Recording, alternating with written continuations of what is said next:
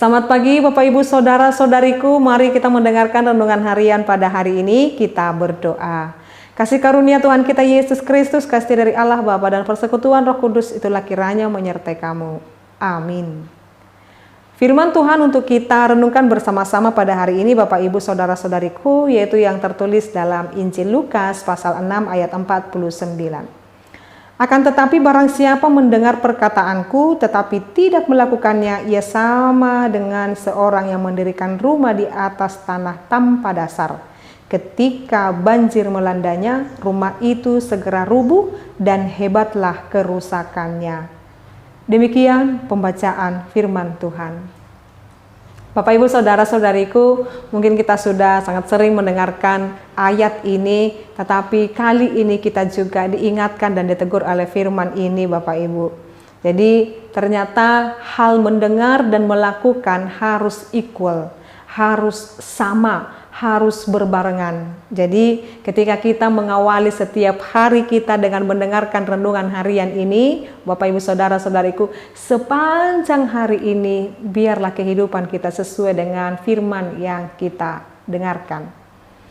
Inang, saya boleh bertanya, kata seorang jemaat kepada saya Bapak Ibu. Ya silahkan, saya katakan. Jadi apa hal yang membuat atau mengapa orang asik mendengarkan firman Tuhan, sering mendengarkan firman Tuhan, dan sering pula dia menghakimi sesamanya, menghujat sesamanya, menggosipi sesamanya? Ya, karena tidak ada keseimbangan itu Bapak Ibu. Jadi timpang dia. Jadi mengapa orang sering mendengarkan firman Tuhan, sering juga mencela? Mengapa orang sering mendengarkan firman Tuhan, sering juga menjadi atau sumber daripada masalah? Karena dia fokus di dalam mendengarkannya, tetapi tidak melakukannya. Dia boleh ketika mendengarkan firman Tuhan, boleh ya betul-betul. Tetapi ketika diperhadapkan dengan masalah kehidupan dan ujian kehidupan, dia lupa akan firman itu. Jadi seolah mendengar itu seolah-olah hanya disimpan. Padahal Bapak Ibu Saudara-saudariku, ternyata setiap firman yang kita dengarkan itu bagaikan peluru tanda kutip, menjadi senjata bagi kita untuk menangkis setiap hal-hal yang datang menggerogoti kehidupan kita. Ketika kesedihan datang, maka tameng kita, perlindungan kita adalah firman Tuhan. Karena Tuhan berkata, jikalau Tuhan berkata di Injil Matius, Bapak Ibu Saudara-saudariku, berbahagialah orang yang berduka cita karena mereka akan dihiburkan.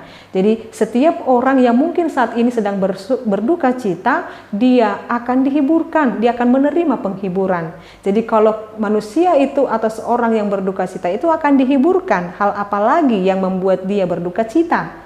Jadi sesungguhnya Bapak Ibu Saudara-saudariku, firman itu menjadi kekuatan bagi kita. Firman Tuhan itu menjadi pegangan bagi kita. Maka setiap orang yang boleh dengar-dengaran akan firman Tuhan harus serta-merta dapat melakukannya.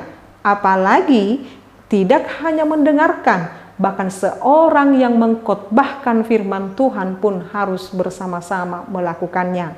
Karena pada dasarnya seorang pengkhotbah adalah seorang pendengar pertama akan firman-Nya, akan firman Tuhan.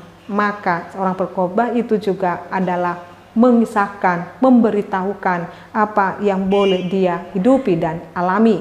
Maka seorang baik pengkhotbah dan pendengar firman Tuhan sendiri pun harus berbarengan melakukan firman Tuhan itu sendiri. Kita sama-sama berjuang Bapak Ibu, kita sama-sama mengarah pada kehendak Tuhan. Maka tidak ada berkata, karena yang itu seorang pendeta, dia melakukan ini dan itu, tetapi aku dendamku masih kesumat kepada dia. Tidak Bapak Ibu.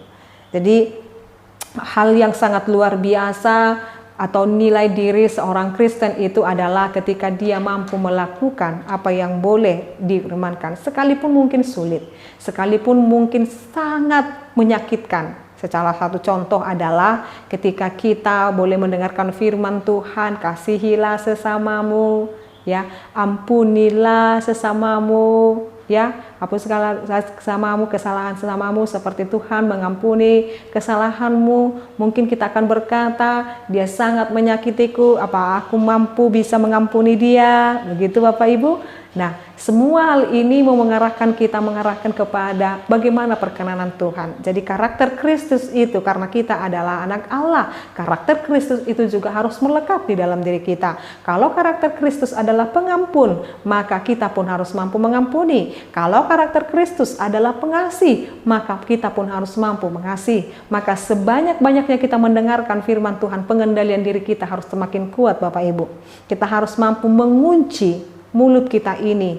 Kalau kita geram kepada seseorang atau kita sedang disakiti oleh orang, maka kita harus berkata, apakah kata-kata yang kukeluarkan ini nanti memberkatiku dan memberkati dia? Jangan-jangan mengambil sukacitaku dan mengambil sukacita dia, maka saya tidak akan memperkatakannya saat ini. Tetapi ketika teguran dan nasihat diperlukan, saya harus menyampaikannya. Maka Bapak Ibu Saudara-saudariku, di dalam hal ini dikatakan dan diingatkan kepada kita, ketika firman Tuhan kita mendengarkannya, kita disiplin mendengarkan firman Tuhan, disiplin juga kita mengelola hati kita, mengelola emosi kita, mengelola konflik batin kita, supaya kita boleh dikuatkan Bapak Ibu. Kalau tidak, diumpamakan Yesus seperti ini, ketika banjir melanda, rumah itu segera rubuh dan hebatlah kerusakannya. Kalau kita tidak mampu Bapak Ibu menjadikan firman Tuhan menjadi senjata dalam kehidupan kita, maka jikalau diumpamakan banjir itu adalah masalah pergumulan hidup Bapak Ibu, ketika masalah datang tiba-tiba, karena banjir juga datangnya tiba-tiba dan banjir itu sangat hebat. Kalau masalah itu datang tiba-tiba dan sangat hebat Bapak Ibu, maka ketika kita tidak kuat di dalam firman Tuhan kita, bangunan itu bisa roboh. Kita bisa roboh, kita bisa putus asa, kita bisa stres dan depresi. Tetapi ketika masalah datang menghujani kita, seperti bagaikan banjir tadi itu, tetapi ketika kita berdiri kokoh dan kuat oleh firman Tuhan, kita tidak akan pernah rubuh. Kita tidak akan pernah jatuh. Kita tidak akan sampai kepada stres dan depresi. Kita tetap akan kuat, semangat menjalani kehidupan ini. Maka Bapak Ibu Saudara-saudariku, mari kita pendengar firman Tuhan, menghidupinya, mengimaninya, dan melakukannya dalam kehidupan ini. Tuhan Yesus di dalam Roh Kudus-Nya memampukan dan menguatkan kita. Amin, kita berdoa. Sungguh kami bersyukur ya Allah Bapa kami buat firman-Mu, biarlah kami menjadi pendengar sekaligus yang melakukan firman Tuhan, bersepakat Tuhan, menghidupi firman Tuhan, karena kami yakin dan percaya kebenaran firman telah menjadi kekuatan dalam kehidupan kami. Berkati seluruh jemaat-Mu ini Tuhan, dimanapun mereka berada saat ini, jangan biarkan mereka lemah, jangan biarkan mereka goyah imannya, jangan biarkan mereka Tuhan terpuruk, tetapi bangkitkan semangat mereka, bangkitkan kehidupan mereka, karena kami yakin dan percaya Engkau terus melindungi dan menyertai kehidupan kami. Terima kasih Tuhan, dalam nama Yesus Kristus dan pimpinan Roh Kudus kami berdoa dan mengucap syukur. Anugerah daripada Tuhan kita Yesus Kristus, kasih dari Allah Bapa dan persekutuan Roh Kudus itulah kiranya menyertai dan memberkatimu sekarang sampai selama-lamanya. Amin. Selamat pagi Bapak Ibu, Saudara-saudariku, Tuhan Yesus memberkati. Shalom.